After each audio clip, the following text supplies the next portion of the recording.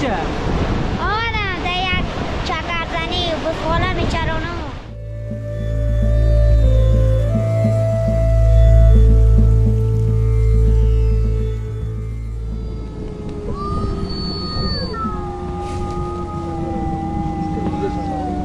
ما فعلا با همکارا در حالی هستیم که موتور از ریک بکشیم بشه و از اینجا بخونم رو.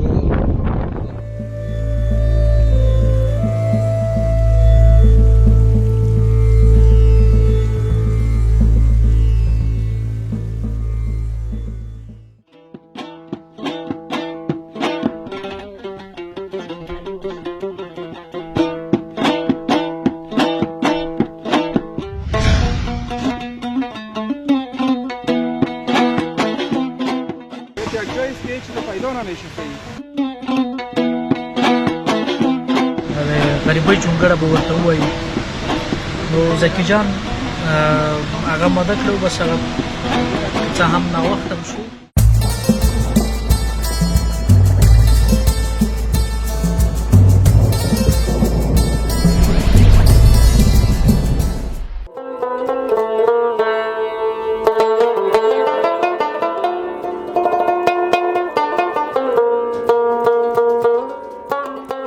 له کابل تر واخانه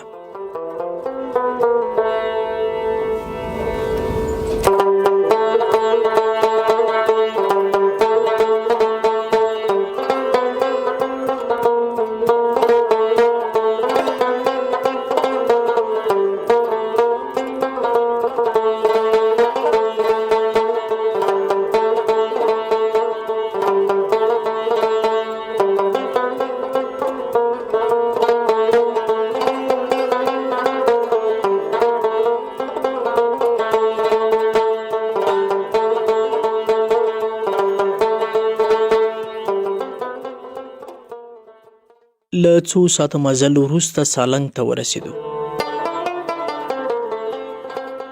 د سالنګ تاریخي تونل پر معلوماتو تم کیږو. د سالنګ تونل د بحر له سطحې 3950 متره لوړ او د هندوکش د غرونو په مرکزي برخه کې موقعیت لري. دغه تونل د افغانستان د شمال او جنوب ترمنځ واټن 113 کیلومتره راکم کړی دی. د سالنګ تونل 5 متره لوړوالی، 6 متره پلنوالی او 2.1 کیلومتره اوږدوالی لري. دغه تونل د داود خان د واکمنۍ پر مهال د پخواني شوروي اتحاد په مالي همکارۍ د 640 میلیون امریکایي ډالرو په لګښت جوړ شوی و. د ژمي موسم کې له دې تونل تیریدل خورا ستونزمن وي، ځکه د زیاتو واورو له امله لوی او واړه موټرې په ډېرې سختۍ تیریږي. له دغو کړاوونو د خلاصون لپاره په دې تونل او ترڅنګ یې دواړو غاړو ته د سړک جوړونې چارې پیل شوې دي چې دا مهال پرې کار جریان لري.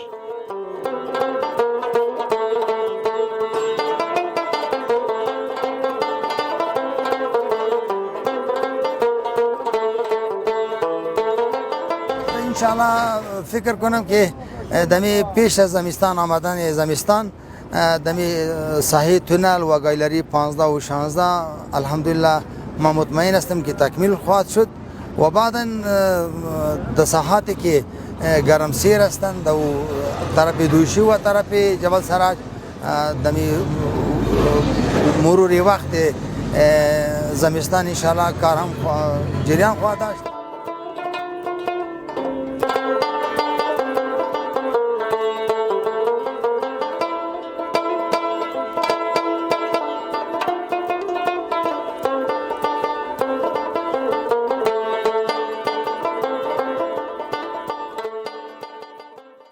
با مشکلات مسافرین زیاد مواجه بود و قبلا هم خوب است و کارم هر چی زودتر که صورت بگیره خوبتر میشه. بازم دیگه ما از شرکت و امارات میخوایم که در زمینه کارهای جدی و بازسازی دائمی کنه دیگه.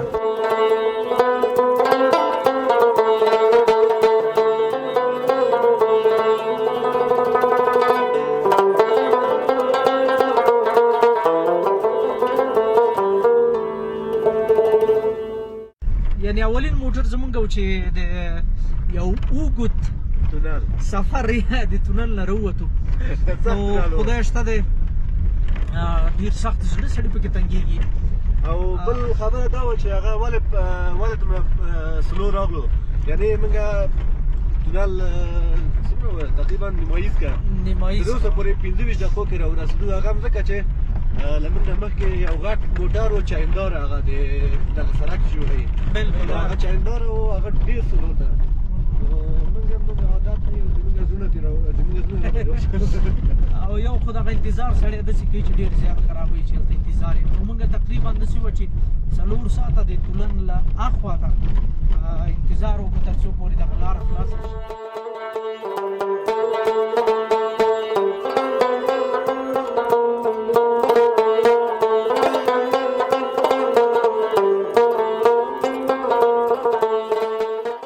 له سالنګ ور اخوا بغلان، کندوز او تخار ولایتونه مخې ته راځي.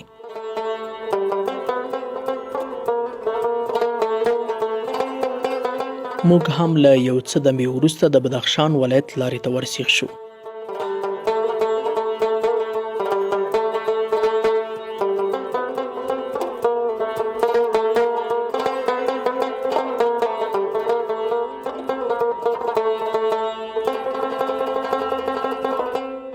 دا د بدخشان ولایت مرکز فیض آباد ښار دی.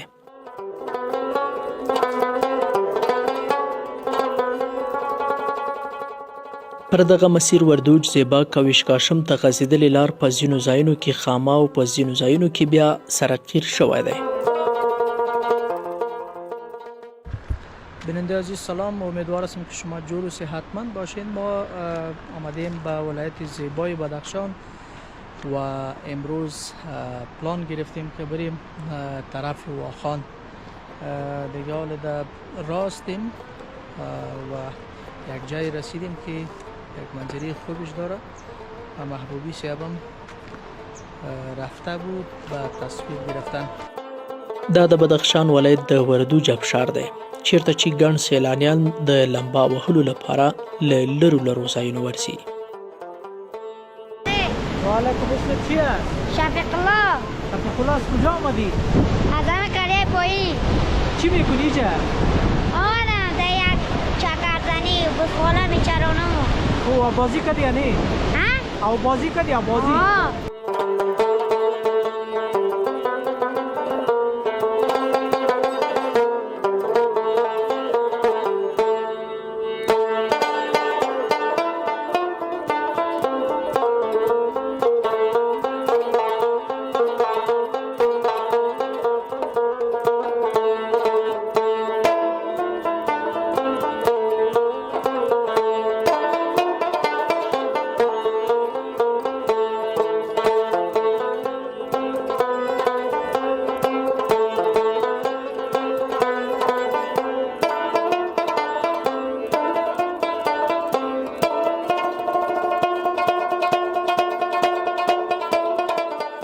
اشکاشم د دې ولایت هغه ولسوالي ده چې له تاجکستان سره ګډه پوله لري. له کرښې اخوا د تاجکستان په خاوره کې د دواړو هیوادونو له لوري څو اونۍ وړاندې یو ګډ بازار هم جوړ شو چې بیلابیل توکي به په دغه بازار کې پلورل کیږي.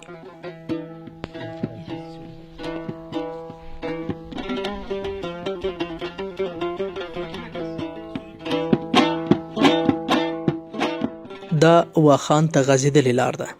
سرکی خامه او د دغې ولسوالۍ مرکز خندود ته پوره 6 ساعته مزل دی.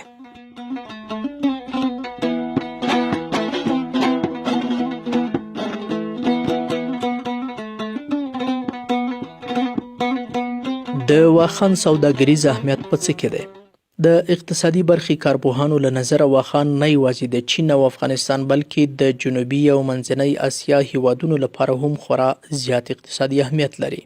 دغه سیمه چې د ورېښمو د لارې په اوږدو کې پرته ده د لرغوني چین او مدیترانې په لویدیځ کې د مهمو سوداګریزو سیمو ترمنځ د ناستې ځای و او له 1900 کلونو راهیسې له 4 میلادي پیړۍ څخه تر 14مې پیړۍ پورې د مغولانو تر یرغل پورې سوداګري او په دې سیمه کې سوداګري وده وکړه.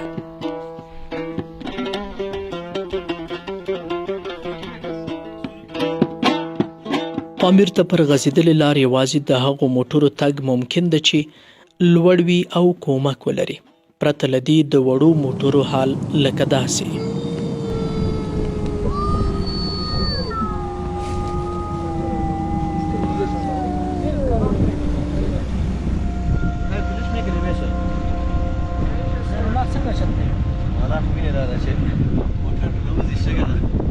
لیدونکو نو زموږ هغه یو دغه هم دی که نه چې وایي چې شین موټر په شګو کې پنچر دی او موږ ته ناوې راکړې مازدیګر دی که څه کیسه ده نو زموږ موټر هم په شګو کې بند شوی دی او شپه هم ده نو تیاره ده نو ګورو چې د دغه ځای نه په خیر سره ووځو او کوم ځای چې دی نو هغلته ورسېږو.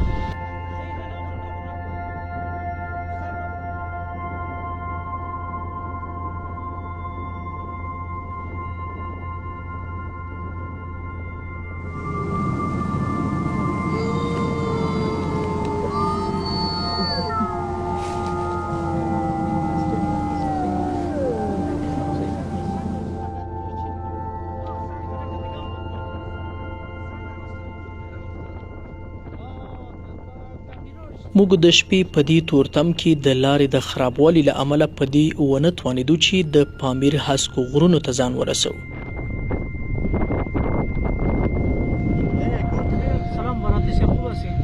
سلام بیننده‌های محترم، ما در مسیر ولسوالی واخان در منطقه پامیراد می‌خواستیم که به پامیراد بریم، اما طوفان ریگ است که در چندین استقامت موتر ما را بند انداختی و ما فعلا با همکارا در حالی هستیم که موتر از ریگ بکشیم که شب از اینجا انشالله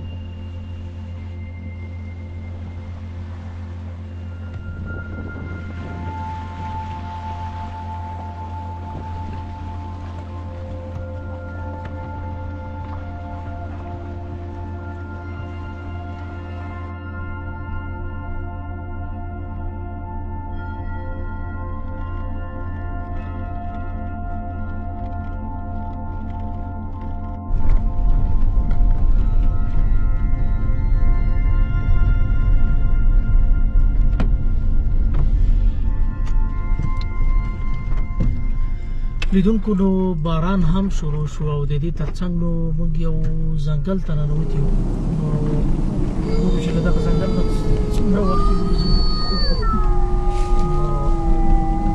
باران هم او شاید سیلاب خطر هم وشي ځکه چې دا یو غریزه علاقه ده نو حتما چې تیز باران وشي خامخا به سیلابونه هم راځي. موږ هڅه کوو چې داسې یو ښه ځای ته ځان ورسوو.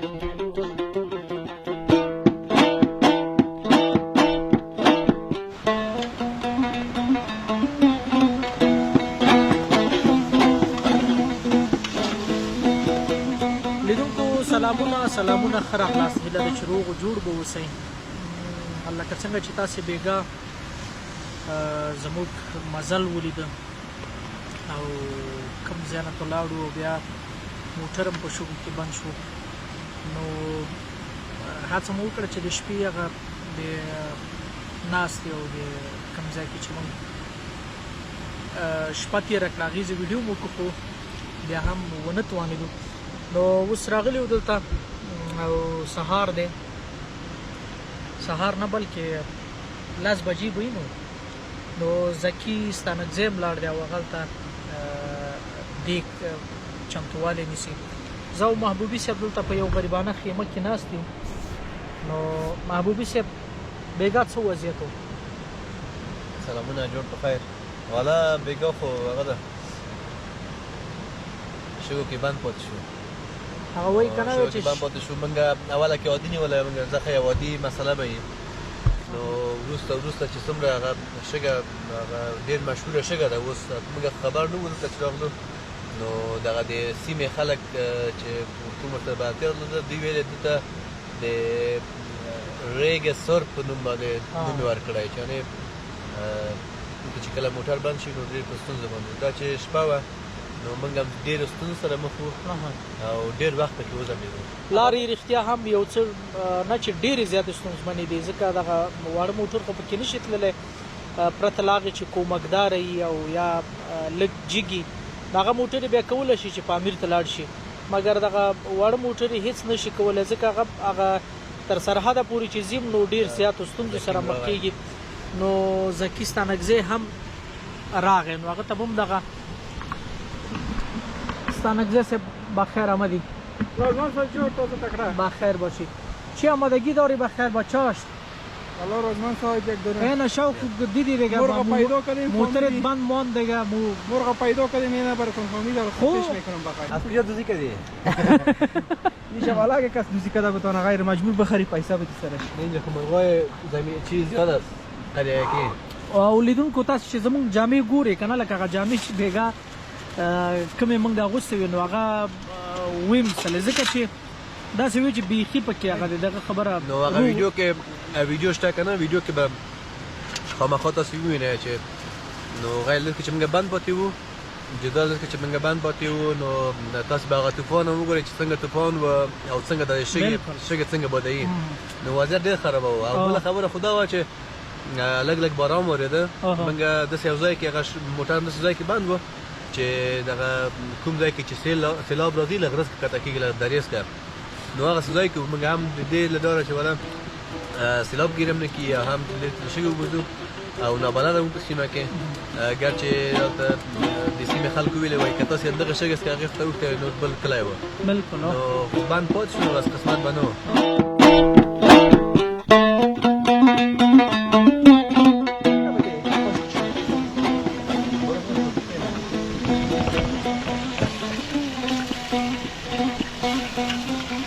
زکی دمی دشت هم نیست اما دکاناست کمی دور است این گوشت چی رقم پیدا کردی اونجا؟ والا در بسته بازار یک دانه گوشت فروشی بود تو نمو فامیدی مرغ فروشی خب نمو یک 3-4 تا مرغ کشته بود یکی زیر برما داد. تو نگفتی قصه برش نکردی که ما شوی تو در ریگ بند مانده بودیم که نزدیک بود که تا صبح اونجا باشیم؟ گفتم برش گفتیم که فامیلی اینو که گفا شده فامیل برما که یک دانه مرغ بود برم 3 تا مرغ بکلم تا دیگه کشته بود تو یک خیلی دونه خانه شاباد برما داد. یک جایی است که هیچ چیز پیدا نمیشه فعلا. رومی بانجارومی وقتی بانجارومی چقدر زیاد از بانجارومی پیدا نمیشه. سیر خرومی گرفته فعلا خرومی برما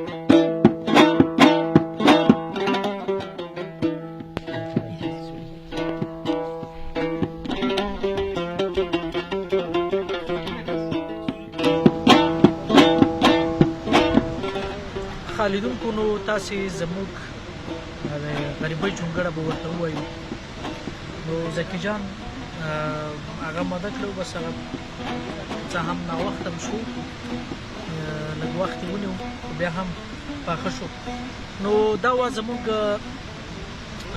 د لارې او د دې ترڅنګ هغه زموږ د میلې او یو تفریح چې تاسو ته موږ په دغه ویډیو کې وړاندې کړله. تمه ده چې خپرونه مو راسره لیدلې اوسي. در بلې خپرونې جاوید رازمند او د کمرې په برخه کې زین الله محمودي ته اجازه ورکړي. هره چیرې چې یاستئ ښه آباد اوسئ. د الله پاک او پخلی هم یعنی ډېر په زړه پورې ډېر ښایسته.